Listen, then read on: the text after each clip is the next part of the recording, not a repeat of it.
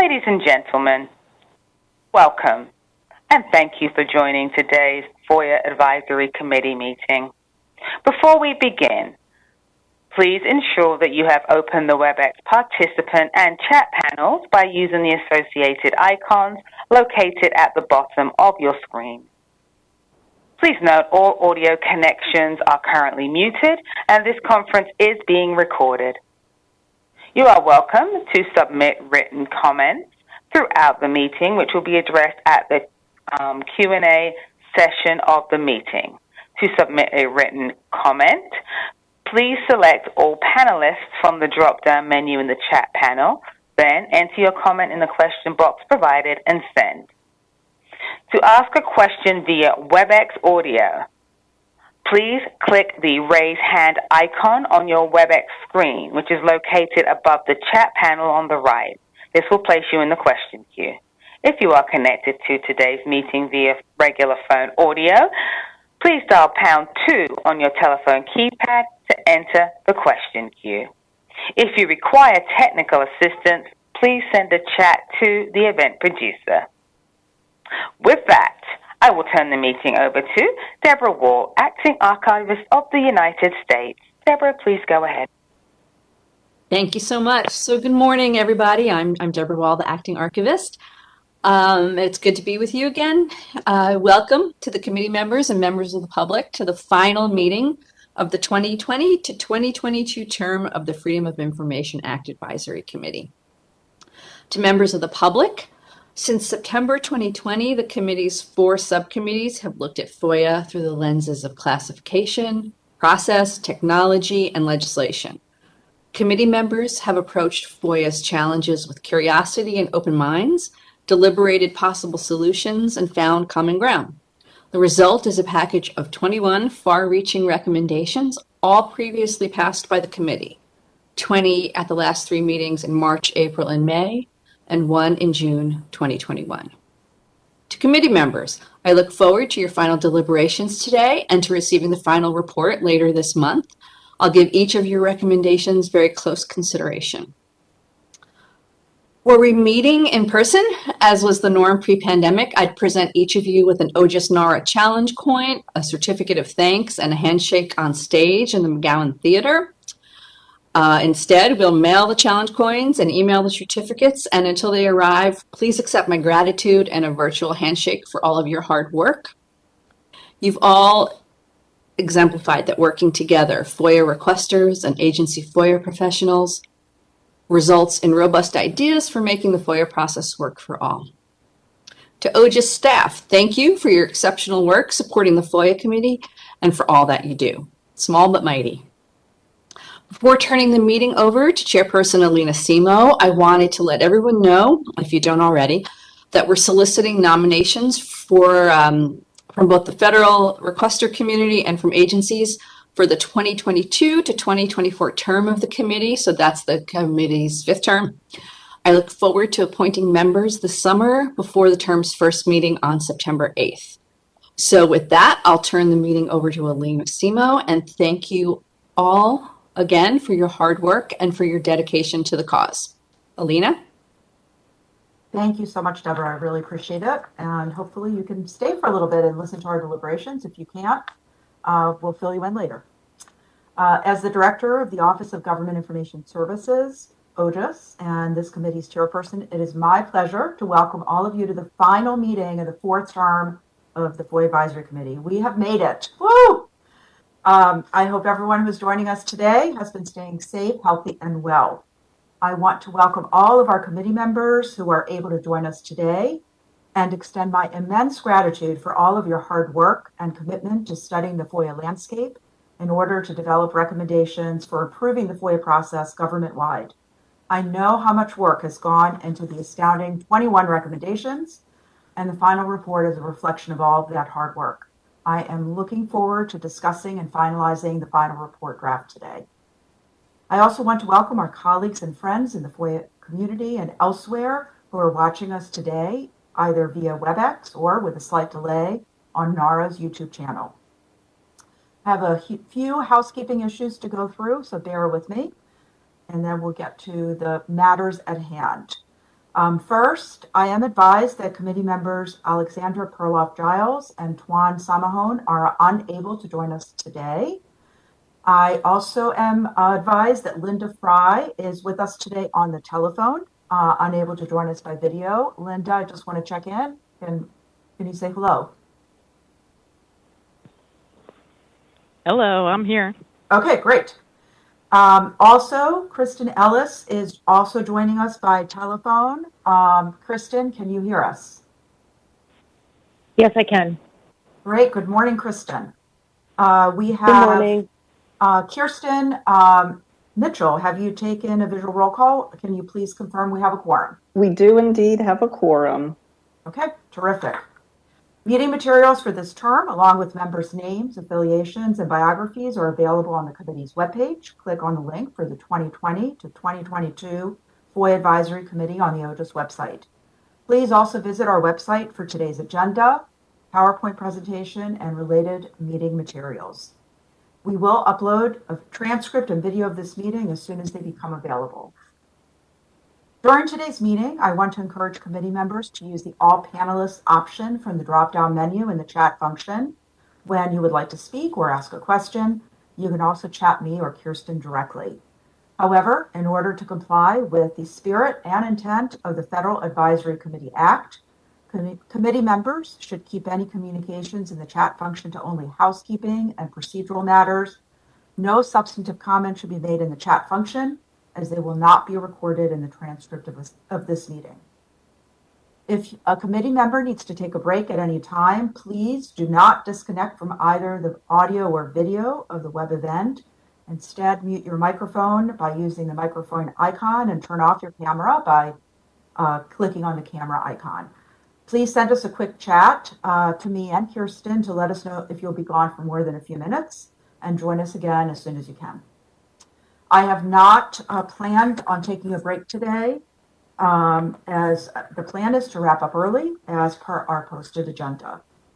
A reminder to all of our committee members, please identify yourself by name and affiliation each time you speak today. This will help us down the road with both the transcript and the minutes, both of which are required by the Federal Advisory Committee Act. Transcripts and minutes from the March 10th and April 7th committee meetings are in the works. Transcripts from the March 10th and April 7th meetings have now been posted on our website. We will post transcripts from our May 5th meeting and today's meeting as soon as they are ready. You may access all of our prior meetings this term on the NARA YouTube channel, and we provide links to each meeting on our website under meetings for the 2020 to 2022 terms. In compliance with the Federal Advisory Committee Act, Kirsten and I have reviewed and certified minutes from our March 10th meeting. We have posted those on our website. If any committee member has any edits or changes to suggest, please let us know at this time.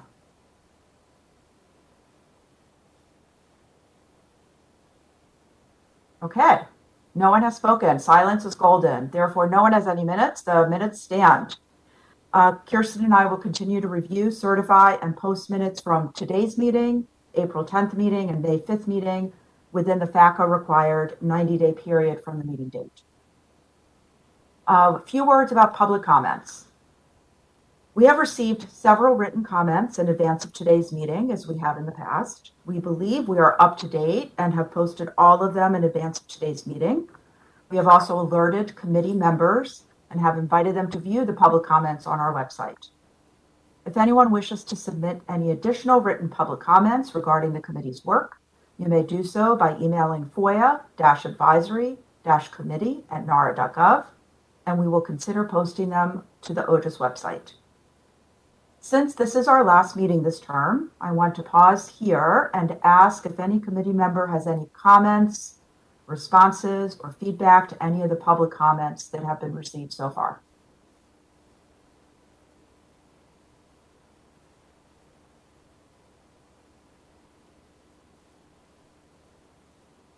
Cal, is that you raising your hand? Yes, I'm blurred out, so you can't see my hand.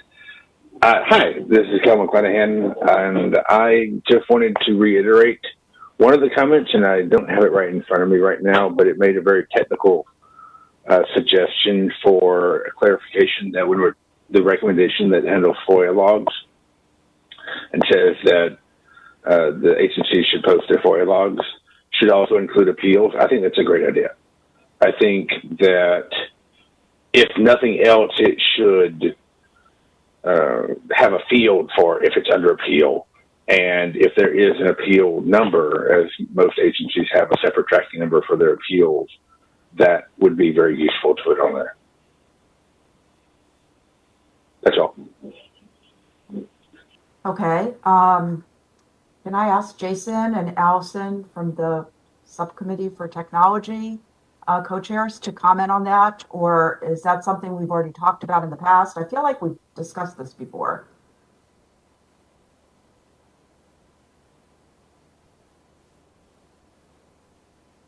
Yeah, this is Jason Gard, History Associates. I also think that's a good idea. Allison?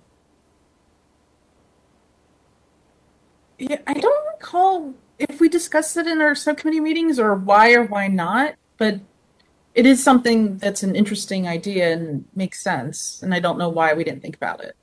Yeah, and I'm not sure we did discuss it. Yeah, I think, yeah, I don't think we did either, and I don't know why. Okay. Anyone else on the Technology Subcommittee want to comment?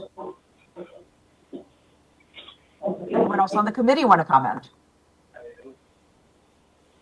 I would just simply, this is Kelly again, I would just simply suggest that when we get to approving the report and making any last minute changes to the report, we stick something in to that effect into that recommendation when we get to it.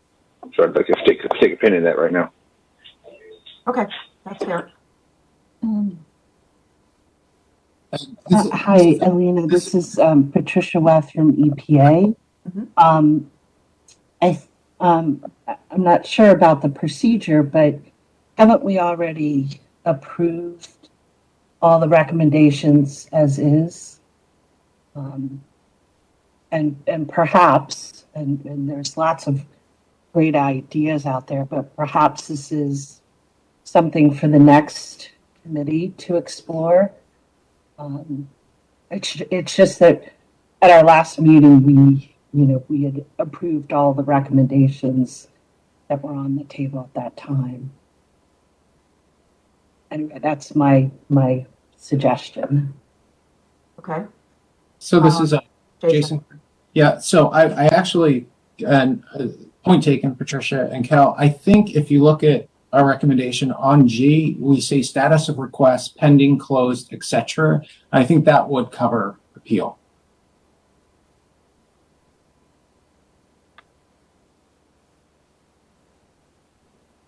Okay. It sounds like that's a good way to move forward. We'll leave it as is. And it can be revisited in the next term. But I understand Patricia's point. We have voted on the recommendations already. It's the 13th hour that we're in now, so a little difficult to move the machinery back.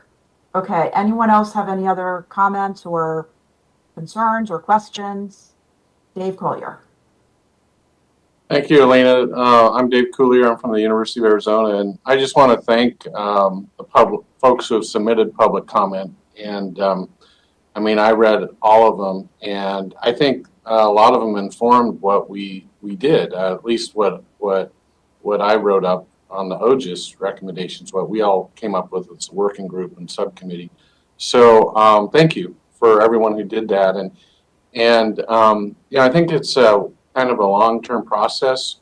We talk about things, people comment on it, we cogitate, maybe we come up with some recommendations, maybe we're focused on some other things, but I think a lot of these ideas will indeed probably come up here in the next term. I hope so. I hope the next committee looks at these as well and continues the conversation. So I want to thank people for doing that and encourage people to submit even more on the next term. I think they're extremely helpful. Thank you. Thank you, David. This is James Stoker. Yeah, James, go ahead, please. Trinity Washington University. I just had a question. Are we going to go through the recommendations one by one, or will we just vote on the report as a whole? My hope was to just vote on the report as a whole, unless anyone has an objection.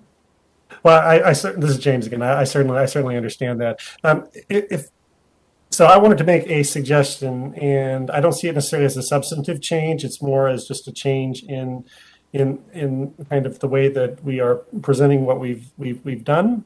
It's not a big change, but this is in regards to the recommendation number 7, written by the Technology Committee, which has a list of 16 pieces of information that they are suggesting that agencies post on their website.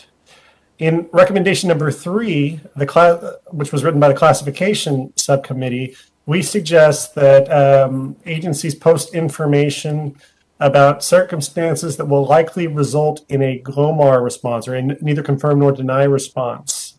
And we also recommend that they post advice when possible on how to avoid such a response.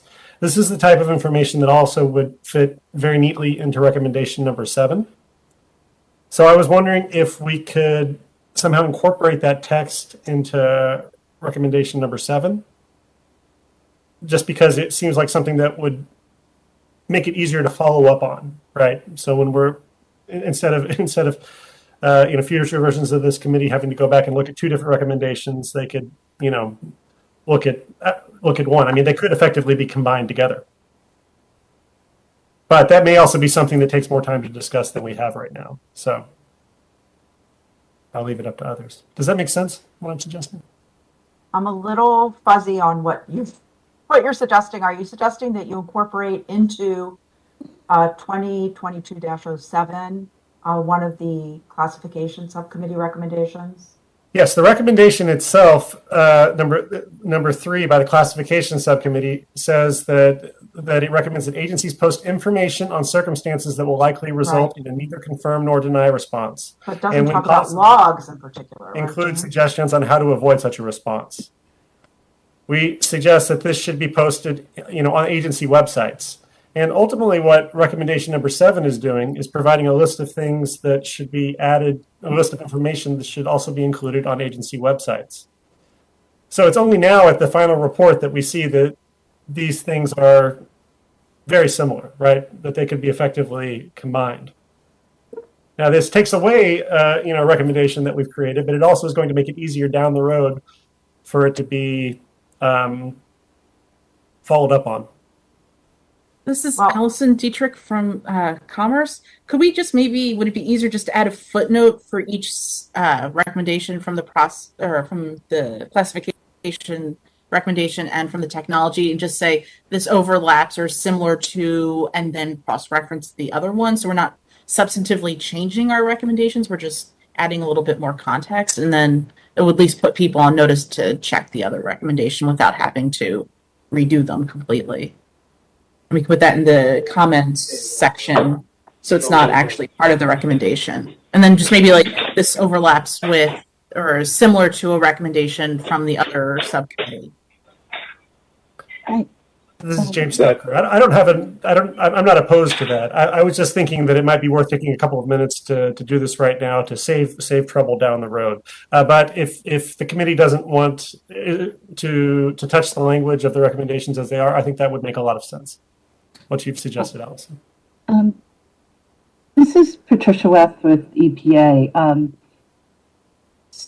So a couple of things. The recommendations were approved by the full committee.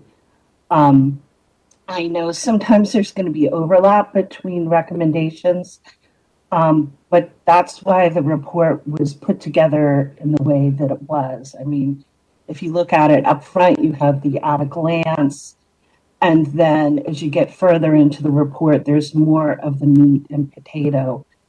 And the report working group worked really hard to make sure that we properly captured the recommendations as they were approved. So I don't think that there's going to be any confusion, and I would recommend that the report stands as it is. And I'm somebody who always goes to this report and pulls out information for my leadership, to make recommendations at my agency. So I don't see there being any confusion here. I know Kel is waving at me, but I really would like to, and I don't mean to put Bobby on the spot, but I would like to ask Bobby if you could just share your thoughts, because recommendation 07 is directed to OIP. Do you have any reaction to what we're talking about? Yeah, so obviously, I'm very familiar with all the recommendations, so there won't be any confusion on our end for considering the recommendations. And I understand both points of views, but I also understand it's kind of hard to change things last minute. All right, Cal, go ahead. Thank you, Bobby. So this is more of a point of order question for Alina or Kirsten. If we're not talking about the language in the reports and better, or the report singular, and better ways to make it easy to read and accomplishing its goal, then what exactly are we voting on today? Grammar? I mean, is this something that we're supposed to discuss whether or not we like the way the report is written, or are we just going to do an up or down vote for the record without being allowed to offer any amendments? The whole idea of circulating a draft a week in advance was to give all the committee members an opportunity to comment, to raise issues that have just been raised today. I'm just going to be very candid and say I'm a little frustrated that this is coming up now. I understand Patricia's point of view on both counts. We've already voted on all of these recommendations, and the working group did work very hard to try to pull all these together and pull a report together. So as a point of order, I'm going to say today is a vote on the final report as it has been presented and as the committee has had a chance to consider for the past week. We have incorporated all of the comments that we have received. Grammar, yes. Substance, absolutely. And what I was going to do was just quickly walk through some of the substantive comments that have been made, just to flag that for the committee members, although they have already been flagged in previous drafts that I've circulated. So I think with that, I'm just going to move on, unless anyone else has anything they would like to add.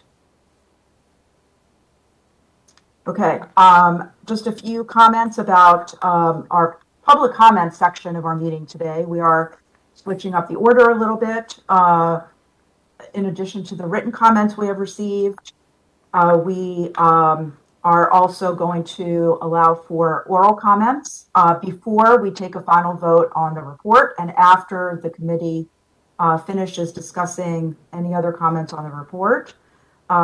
We posted in our March 21st, 2022 Federal Register notice that public comments will be limited to 3 minutes per individual, and they must relate to the recommendations the committee is considering today. So I want to remind our public commenters about that, and there will be opportunity in due course. So at this point, I do want to thank all of the working groups and subcommittees for the hard work, and I definitely want to recognize the committee members who volunteered to be on the working group to bring this final report together: Alan Bletstein, David Collier, Dion Stearns, and Patricia Webb. So before I open up the floor to any other specific comments, I do wanted to point out that I certainly didn't flag for anyone missing commas, extra spaces. The working group decided that was, hopefully you trust us, that we put in the Oxford commas and that we deleted the extra spaces. But I do want to flag a couple of things. One is that for the table of contents, and if I could ask Michelle, our event producer, to please just go back up to the table of contents. We will insert the page numbers for the table of contents once the report is finalized. And I think you can all see that. Yep, there we go. There is a specific comment that the working group decided not to accept, and that was to add the definition of metadata in the glossary. We decided against it because footnotes 25 and 26 both reference documents that define that term already. So I just wanted to make that clear. And the other changes are highlighted, in particular in recommendation number 09. Allison, thank you so much for pointing out that we changed the word conflict to challenges. And that was per Bobby's suggestion. I appreciate that change. And we also added a paragraph, and I'm just cursing down, and I'm hoping I could ask Michelle to also get to that. So Michelle, if you could please work your way down to page 16.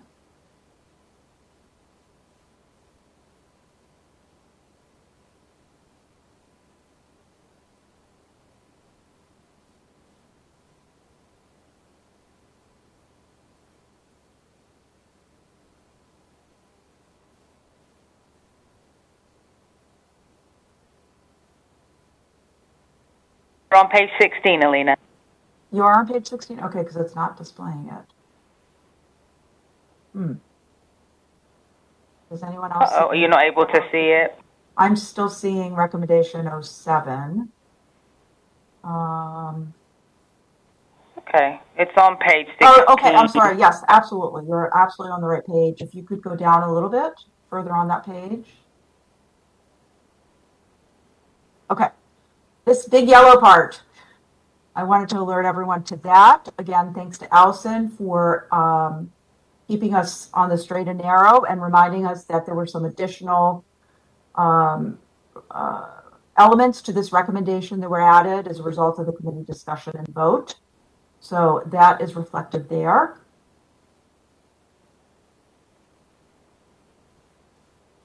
And Alina, this is Allison. I just wanted to clarify that the main addition was breaking up 11 into 11 and 12, and then 13, 14, 15, and 16 were pre-existing, but we just renumbered them. So that's why they're highlighted. Thank you. And then Michelle, if I could ask you to please go to page 24. That's recommendation 14.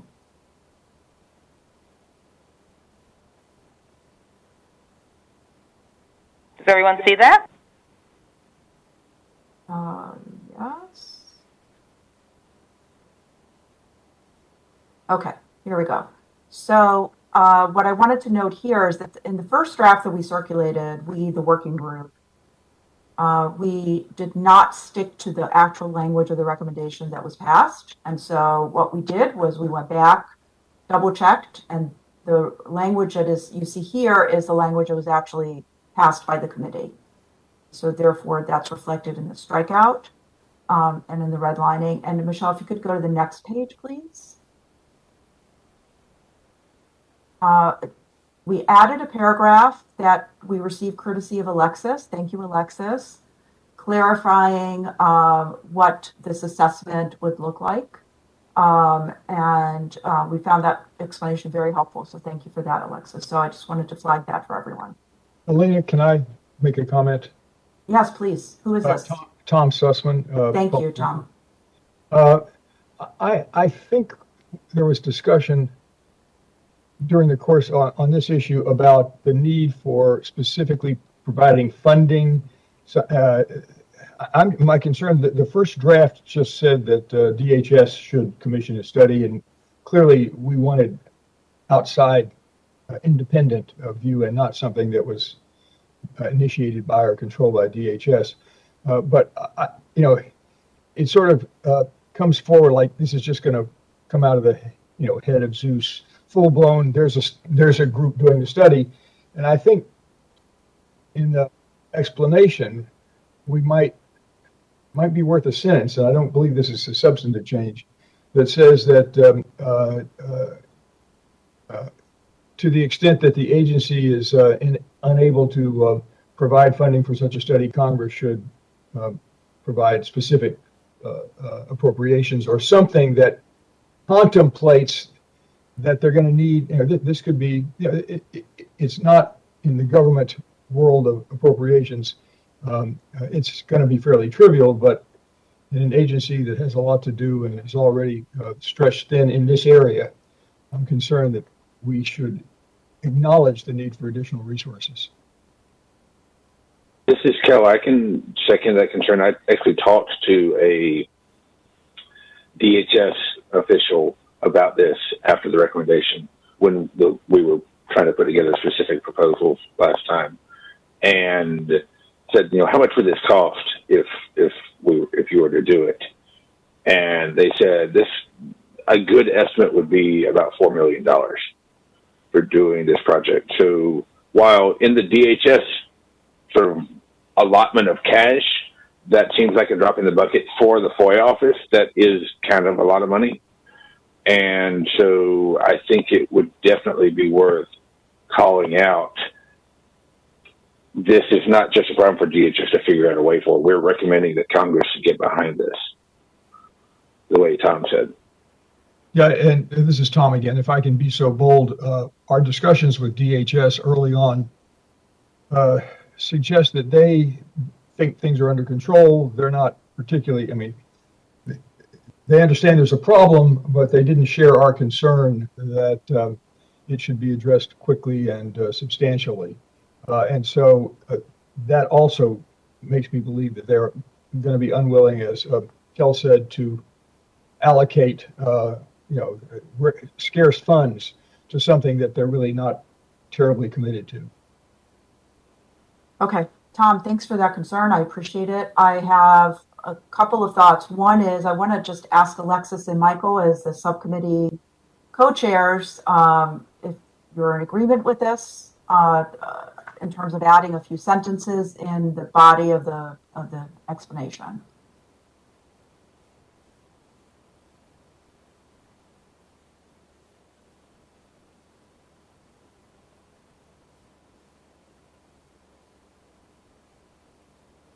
Lena, this is Alexis, USDA. I would be happy to add just a few sentences here. I think, that's something that we can tweak relatively quickly. Okay. Tom, if you have ideas for like 1 or 2 sentences that we could insert, perhaps you could share that via the chat, but we'll read it out loud since it doesn't get captured in the chat. Would you be willing to do that? Okay, I think I got a thumbs up from Tom. Okay, I believe that is it. I'm going to ask my working group members to make sure that I didn't miss anything else, but those were the highlights, literally and figuratively, of what we wanted to bring to your attention. So I'm going to open up the floor at this point to any other comments or thoughts or concerns. Yeah. So this is Kel from National Security Counselors. Now that I have a grasp of how we're sort of making edits here and making suggestions, I think that the idea of including appeals in the FOIA log would fit nicely into the explanation of recommendation 7. And so I think that we should revisit that. Even if we can't change the recommendation itself, we can change apparently the comment. And the comment near the bottom of page 17, sorry, not 7, 12, right? I looked at the wrong one. So recommendation 10, right? I'll find it eventually. When you have the comment on page, where are we, 21, about recommendation 10, where it says, our recommendation differs from the earlier one in the following ways. And then you get to the release of the information is subject to the assertion of exemptions and exclusions. I think that we could stick another short line in there before the committee approves and say, our recommendation also envisions that the et cetera in item G for status of request would include appellate status, if applicable, which we do not believe was envisioned by the previous recommendation. So I would suggest making that change there, since everybody seems to be on board with the need for making it, for appeals being included, but we're now unclear on how to go about doing it. I would put it here. Thanks, Cal. Allison and Jason, do you want to react to that?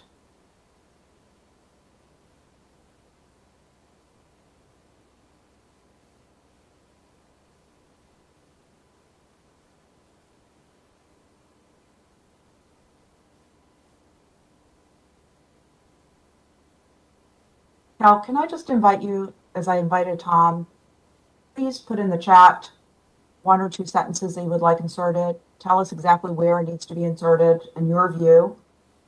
And I'll read it out loud as soon as you've sent it to me, okay? That's the easiest way to go. AJ, were you waving to say something or no? Sorry. I'm trying to look at everyone, making sure that everyone's concerned. Jason, do you have any reaction to what Kel was saying, or are you? Jason Gart, History Associates. I would just on page 20 of the working draft, item G, status of request, parentheses, pending, closed, etc. We could, we could just add appellate status. This is Allison.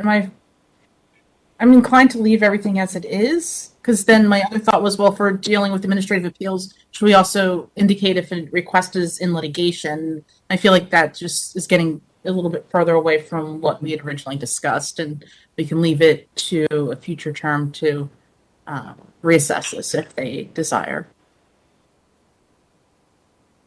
So, Allison, you're not in favor of adding even any explanatory language in the comment? At this point, correct. Okay.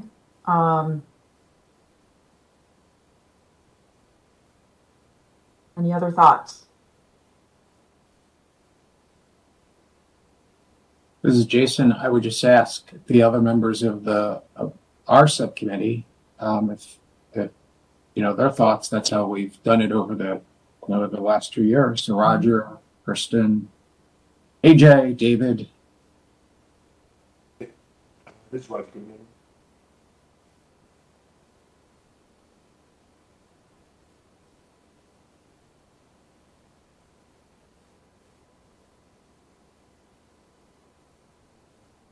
All right. Otherwise, we can just take a vote on a motion that someone could present about whether we're going to add a couple of sentences in the comment. That's the only other way I could think of handling it at this point. If you can give me about 15 seconds, I'm typing that thing for you. Okay. That you wanted. Although I'm hearing Allison opposed to even adding something in the comment section, right? I am, but if the rest of the subcommittee is okay with entertaining Kel's proposal. Okay, and Roger, was that you waving? Oh, not hear you.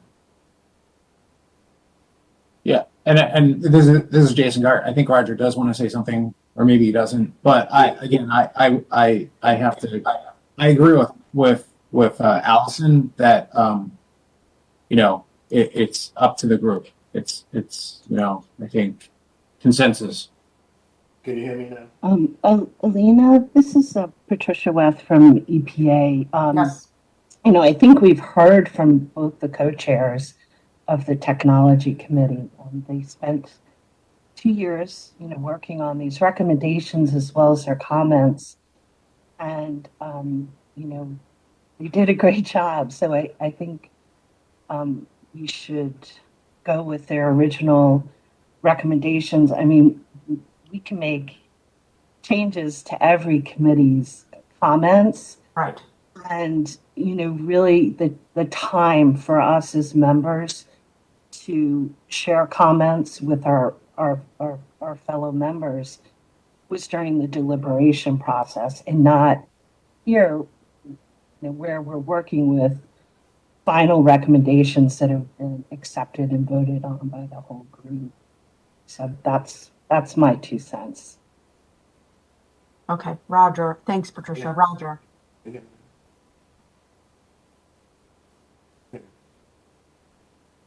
Michelle, anything we can do to help Roger be heard? This is Alexis All right. Grace with USDA. Can you hear me? Roger, we can hear you now. You can hear me now? Okay. Yes, Sorry, you can hear me? Okay. I think we should leave that piece out. And I'm going to have a couple of reasons why. For example, HHS, for example, the operating divisions for HHS don't handle their own appeals. Appeals are handled by the department. Number two, appeals can be on one case, can be appealed on a variety of issues. They can appeal, for example, a denial of a fee waiver. Can appeal a denial of expiry processing. They can appeal. So you can have a lot with multiple, the same case with multiple appeals filed by a requester because they're disputing multiple issues. So I think it's not as simple as you can just give the status of an appeal. It's not as simple as that because they can appeal multiple issues at different times. And so I think we should, if the next committee wants to take that issue on and figure out how best to do the reporting, they can do that. But I think at this point, I'm reluctant to start tweaking or adding language for a lot of it. Okay, thank you, Roger. I appreciate it. Alexis. Yes, Roger, he so eloquently said, I agree with his comments there. And I would just say that I would distinguish, revisions, to the first party working group from this one, in that the first party, right, is agency specific. And we want to do those things that are going to further assist and facilitate, the required revisions within the agency. And so if we can add some language, right, to make it a little bit more helpful to the agency, I think that we should. Again, I think we can distinguish this one from this type of recommendation because it is agency specific. Okay. All right, so what I'm hearing... This is Kel. Yes, go ahead, Kel. I'm just going to give sort of the closing remark on this, since I think that the debate has ended. This is also agency specific. It's all agencies. In fact, I think it's exactly the same. I think that we're setting a dangerous precedent, not in the legal sense, but sort of in the way the committee works. Since if we start arbitrarily drawing lines between whether or not some amendments are allowed, not because they're a good idea, but because they're not, meeting with the procedural whatever of how it's going. If nobody agrees with it because they think it's a bad idea and they shouldn't list appeals on FOIA logs, then vote it down. That's a perfectly valid reason not to accept the amendment. But if we're going to consider one amendment on the merits and another amendment not on the merits, that is a double standard. And that's all I'll say on that. Okay, I just want to clarify that what I've heard from everyone so far is that we are not amending any of the language of the recommendations themselves. Okay, I just want to be clear about that. We're not adding or subtracting from any of the recommendations. What we are discussing is whether we add any language in the comment section following the recommendation. I have heard with respect to appeals, there are at least 2 people on the technology subcommittee who are against it, against even adding any additional language. Does the technology subcommittee wish to take a vote on this issue about whether to add any additional language? I'm happy to take a vote. I'll for the motion to put it on the table I motion for a vote. Okay, on whether to add any additional language in the comment section regarding appeals. Correct. Okay, do I have a second on that motion? but we don't need it. AJ is This waving is it. Kristen. I'll second it. Okay, thank you for the second. So let's get the committee to vote on whether we're going to add any additional language regarding appeals in the comment section following this recommendation. All those in favor, please say aye. Do you not want to read the recommendation? You said you were going to read that from the chat. Have you sent it to me? Yes. I sent it to all attendees. No, I thought the question first was whether or not we were even going to consider language, and then if that motion passes, then we would address language. This is Is that what we're voting Kirsten. on? That was my understanding too. And I just wanted a point of order, Alina. You were calling for a vote just from the technology subcommittee, yes? No, the whole committee. The whole committee. Vote. Sorry, Okay. this is Allison. If it was our committee's recommendation, shouldn't it just be a technology subcommittee vote to put it towards the full committee? Sure, we could certainly proceed that way as well. Do we have the rest of the members of the technology subcommittee ready to vote then on this motion as to whether to add any additional language in the comment section? Can I hear those in favor, please say aye. Aye. Okay, who said aye? Me.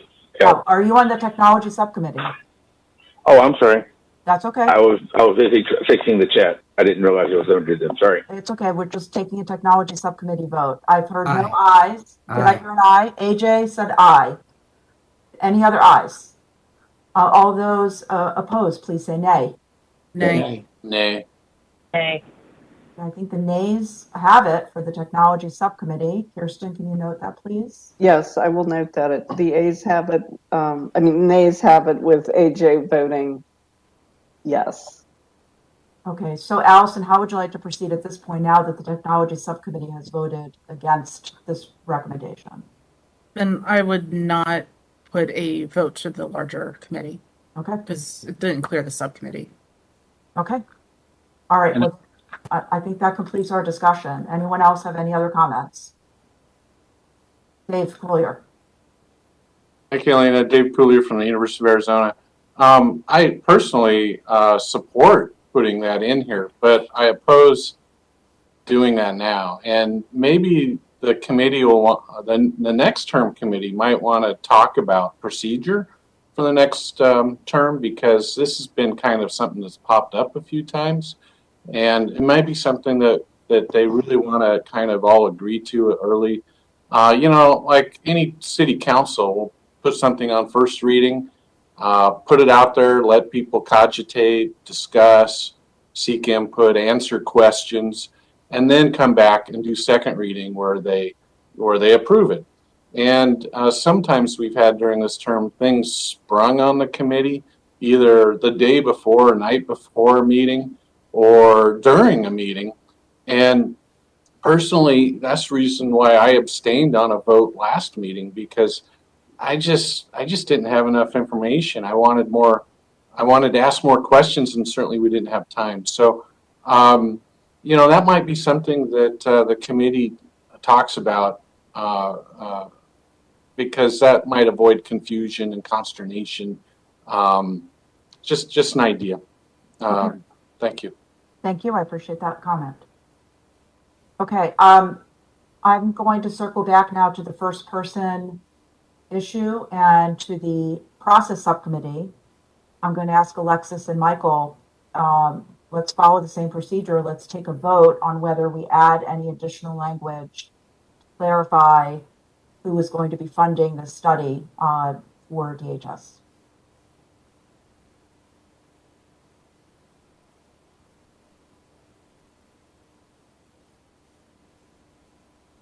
Michael, Alexis?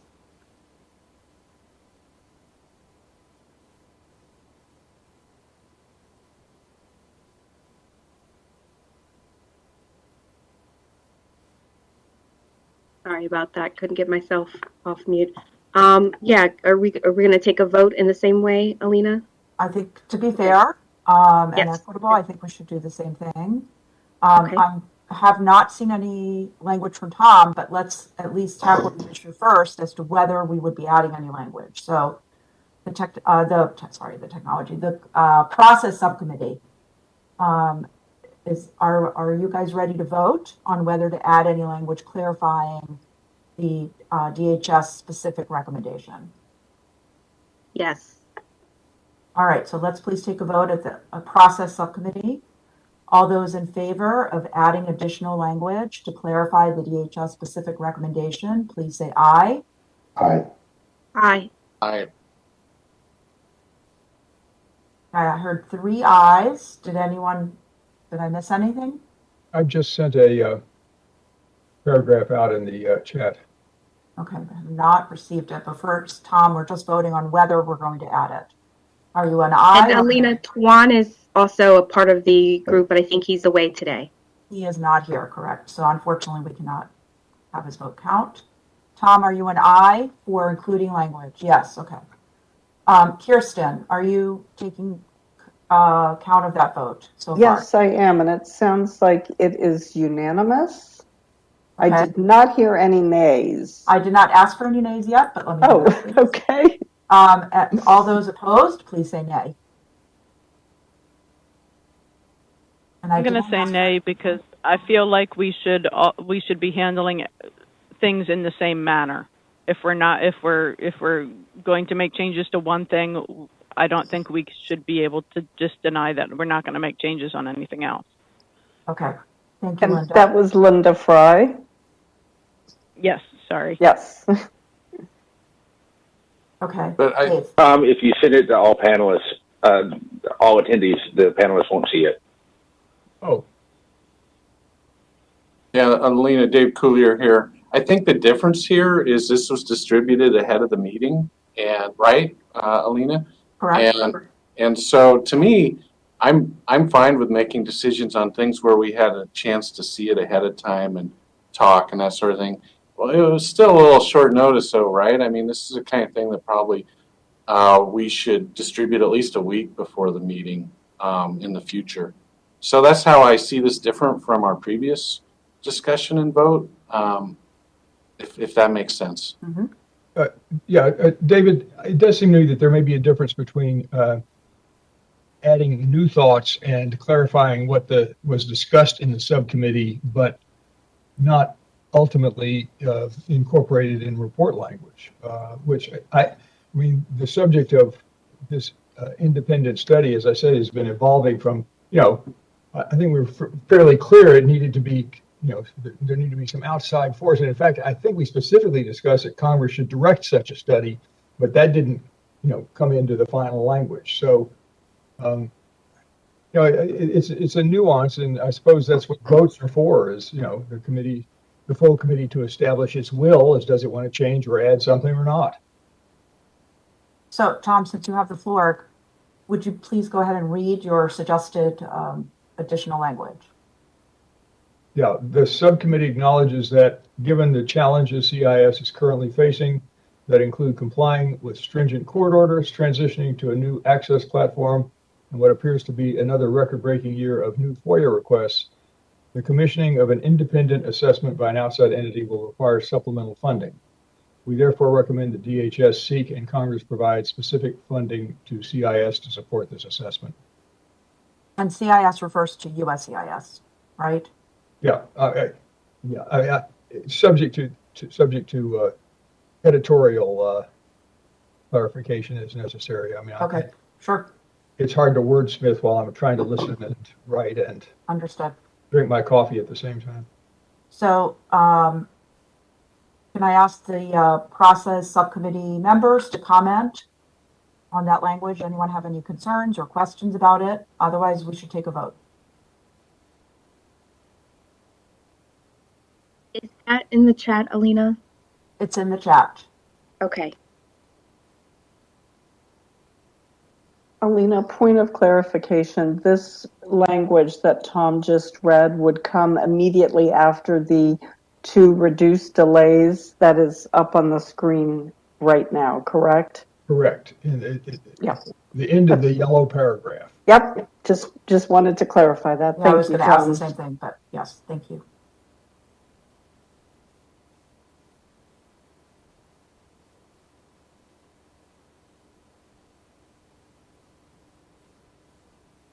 Are we just hearing process subcommittee right now? Correct.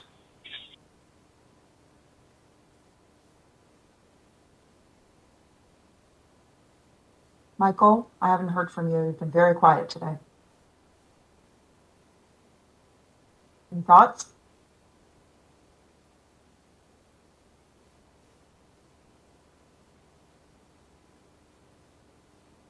Oh, Michael's audio is off. Okay. Can you hear me now? Yes, we can hear you. Oh, I thought everybody was just talking over me this whole time. This is Michael Morrissey from Muck Rock, and I apologize. Yeah,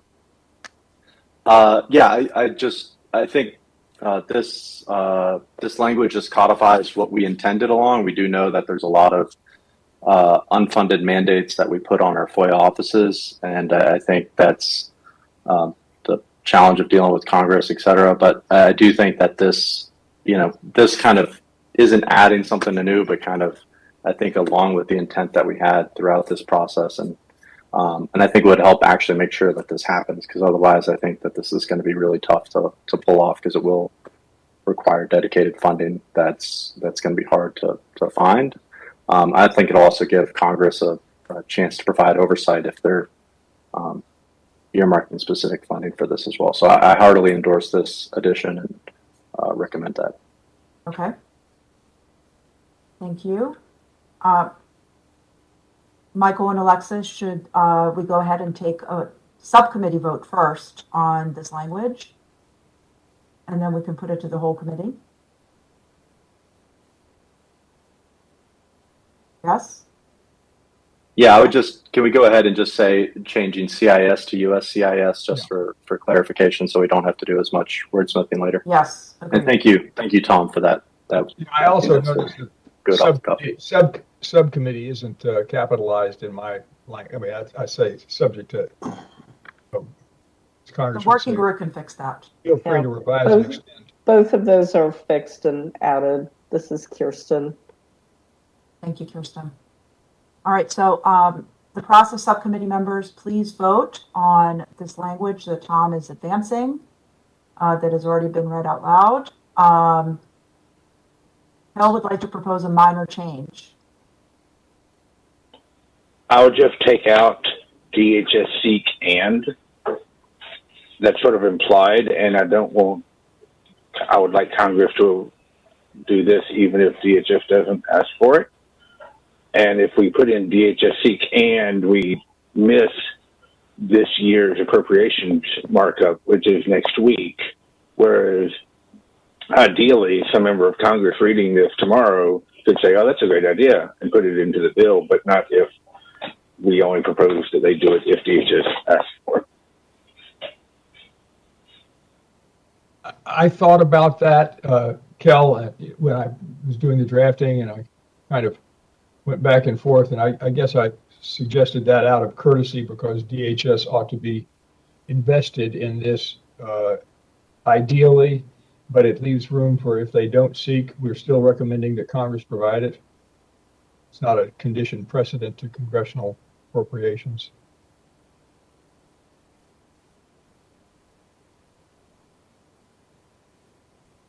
This is Michael Morrissey from Muck Rock. I agree with Tom. I think giving DHS and USCIS kind of a mechanism and kind of a mandate to ask for something is helpful in this case, because I think a lot of times it's challenging to kind of,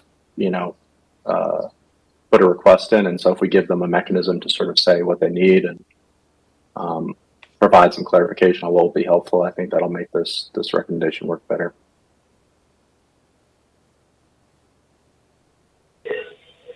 Okay, I don't think we need a vote on this change. I just wanted to throw that out there. I think that they're going to read this as, the appropriators are going to read this as, well, we'll do this if DHS wants it. We've already discussed today that DHS is not on board with the need for this.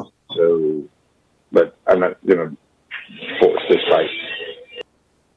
they're going to, I mean, Kel, they're going to ask DHS's views anyway. They're not going to come up with money and put it down their throat. So, you know, we're not giving DHS a chance to exercise a veto by adding this language. That's fair.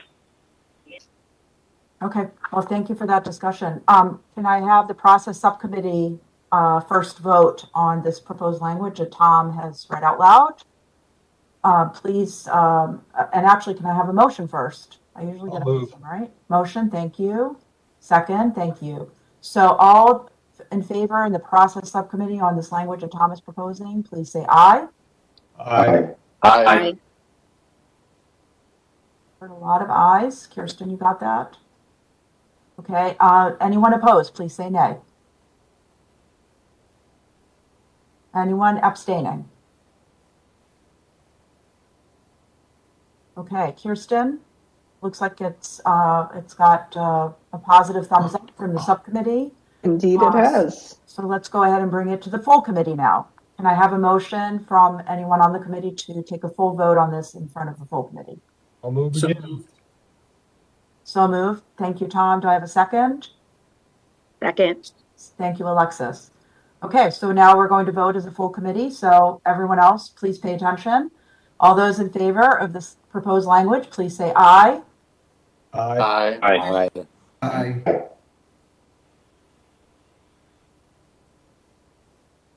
Kirsten, do we need to do a roll call?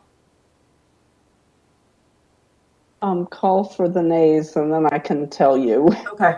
And abstentions, please. Sure. All those opposed, please say nay.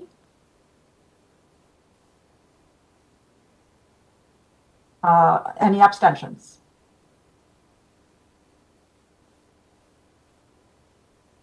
I'm going to go on the record. Alina Simo from OJIS abstains.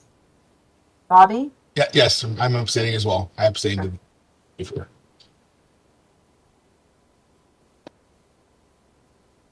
And did we hear from those folks on the phone? Did we hear from Linda and Kristen? I'm an aye, Elena. I don't know if you all heard me. Steen. I was a yay. Who was a yay? That was Kristen Ellis. Kristen Ellis was an aye. Okay, and Linda is? I went ahead and voted aye since everyone pointed in that direction. Gotcha. Okay, just want to make sure we counted for you guys.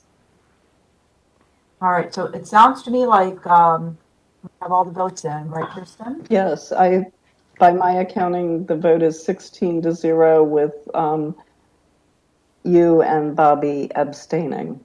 Okay, so we will add that language in the comment section, and as we consider voting on the final report, please remember that language will be incorporated. Okay, any other areas that we need to deal with in the final report that we haven't already discussed?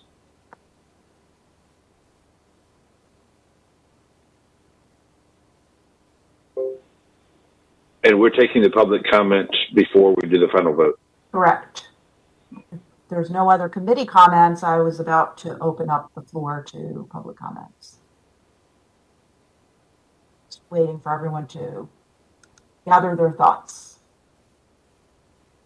I don't see anyone waving at me or sending me a chat. So if everyone's okay, we'll proceed with the public comment section and hear from any members of the public who wish to comment. I just want to remind those of you who would like to comment, this is not the appropriate venue to voice concerns about individual FOIA requests. If you need OJIS assistance, please email us at ojis@nara.gov. Any oral comments are captured in the transcript of the meeting, which we will post as soon as it is available. And the comments are also captured in the YouTube recording and are available on the NARA YouTube channel. We've been monitoring both the WebEx chat and the NARA YouTube channel chat. I'm going to ask Jesse Hartman from our OJIS staff first if there are any questions or comments that have come in via either one of those chats. Pardon the interruption, Alina. Can we go to the phones first and then go to Jesse for the chat comments, please? Sure, we can certainly do it that way too. I will pivot. Michelle, please give instructions for anyone who wants to call in and make a comment. Can I make a suggestion, Alina? Yes. This is Tom. And I know there are a lot of people who would like to chime in, and I like David. I thought the comments that we had in writing that were posted were terrific, but many of them really provide a roadmap, blueprint for the next study, what we should do further. And I guess given the fact that most of us have other things to do in life today, if the comments can hopefully be focused on this report rather than what hasn't been done. And I include a suggestion to you that perhaps the next advisory committee start with public, crowdsourcing for ideas, not just the committee as we've done in the past few, coming up amongst ourselves, but getting outside input on what we should do, and then come together and plot the agenda. So, and that'll make it a little easier today not to say, you guys missed the boat on these issues that you should have dealt with. Sure. Duly noted. Thank you, Tom. Appreciate that. Okay, Michelle, could you please go ahead and give instructions for anyone who wants to call in on the phone? Absolutely. So, ladies and gentlemen, as we enter the public comment session, please limit your comments to 3 minutes. Once your 3 minutes expires, we will mute your line and move on to the next commenter. So, Michelle, do we have any callers in queue? Yes, we do have someone in queue. Ryan, your line is unmuted. You may go ahead. Thank you. I appreciate the opportunity to speak. I just recently became aware of the advisory committee and its role, and I spent the last week looking through past recommendations as well as the recommendations in this report. And I have to give you some honesty. As I am a requester, I put in approximately 160 FOIA requests. 120 of those are at the federal level, I would say. 40 of those were at state level entities. And those 40 have all been processed. But of the 120 FOIAs I put in through the federal government, through all various assortment of agencies, not a single one has been processed. And I appreciate the opportunity to speak. I will respect your wishes that the comments are directed towards these recommendations. And with that, let me just say, I think none of these recommendations address any of the challenges or issues that I have come across as a FOIA requester. So I think you noted potentially a future meeting where we might have more of a dialogue, or I have an opportunity to submit my suggestions through email requests. But I would make this point. As you water down your recommendations, you're watering down your own influence. And I see some recommendations here, I think, as it relates to the GLOMAR terminology. Is that really the influence you're going for with the committee? I don't think so. And we all recognize that there's a lot of issues with FOIAs and processing. And I would just urge you all, as you continue in your work, to think more about us and think more about the holistic nature of the government and the issues that are present throughout multiple entities. So I will limit my comments to that, and I really appreciate the opportunity to speak. Thank you. And Ryan, may I please ask for you to identify yourself by first and last name and your association with any organization? Yes, my name is Ryan Milliron. I'm just a regular citizen out there. No affiliations. Okay. Thank you so much for your comments. We appreciate it. Thank you. Michelle, anyone else on the queue waiting? I do not see anyone else with their hand raised. I know that Mr. Hammond is trying to get through, but I do not see your hand raised, sir. So if you wouldn't mind if you wouldn't mind letting me know your phone number so that I can unmute your line if you are dialed in on regular audio, that would be good, because I do not see your hand raised. Okay, while we're working through that issue, let me pivot back to Jesse to ask if there are any chat comments that we need to read out loud or any questions that need to be posed. Alina, can I respond to Ryan really quickly before we move to the next comment? Sure. So I think that this is the reason that we have a very committee, and that was a very eloquent presentation. Apply. You know, we not everybody on this committee has always been someone who worked for a nonprofit, who worked for an agency, who worked for the media. There are slots for people who represent the interests of the sort of all other requesters, which is none of those things. To everyone, I'm going to add to Alina's caseload here, but if this is something that you're passionate about, apply to be on it, because we need different viewpoints, as you can tell. And if you think this committee didn't do something right, then put your name in to fix the next one. All right, thanks, Cal. All right, Jesse? I was going to ask Michelle if she was able to, if there was any other callers. But if not. Yeah, I don't see anybody at the moment. Okay, thank you. So yes, we, in the spirit of that, we did have a comment that says, if you have a passion for improving FOIA and want to join with extraordinary leaders in the field, please consider nominating yourself for the next term of the FOIA Advisory Committee. Okay.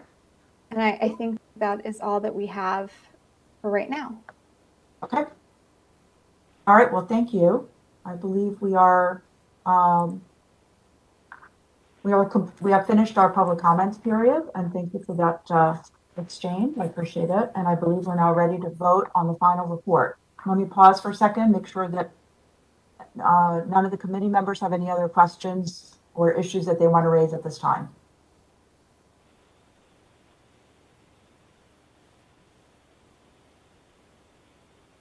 Okay, I'm hearing crickets. So let's go ahead and take a final vote on our final report and recommendations with the additional paragraph added under the recommendation that we discussed previously that has been voted on unanimously. So may I please have a motion?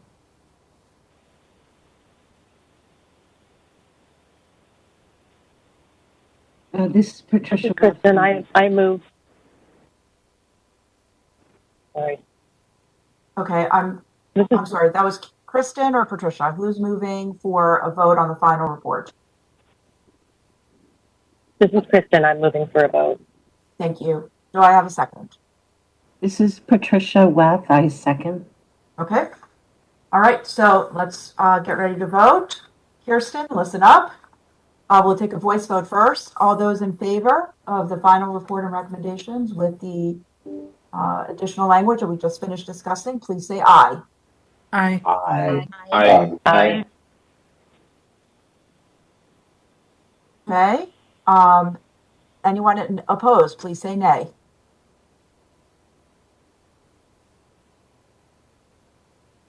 Any abstentions? Hi, it's Bobby. I'm continue abstaining. This is Alina. I will also abstain.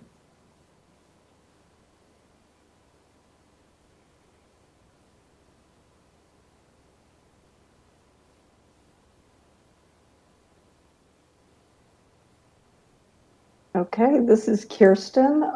Motion carries on the final report and recommendations as amended with the paragraph. The vote is 16-0 with Alina and Bobby abstaining. Okay. All right. Well, we will finalize the report. We plan to post it as soon as possible. I want to thank all of the committee members again for all your hard work this term. And I particularly want to thank my hardworking OJA staff and our NARA detailees and our other NARA staff who assisted the committee behind the scenes during the past 2 years. It really does take a village, and I'm very grateful for all the support that we've received. I know we've already spoken about it a couple of times, but I just want to remind everyone again, there is a call out for nominations for the next term. The Federal Register notice was published yesterday. The deadline to either self-nominate or nominate another individual is June 30th. Please review the Federal Register notice for additional details and instructions. The acting archivist of the United States will review the nominations and make final appointments prior to the first committee meeting of the next term, which is Thursday, September 8th, which will be here before you know it. OJIS will notify appointees in writing. Okay, I'm going to pause again, ask anyone if anyone else has any comments or parting thoughts. Alina, it's a little sad. Yes. Alina, this is Kirsten. I think the folks are on our team are asking if we can read out one comment. Oh, sure.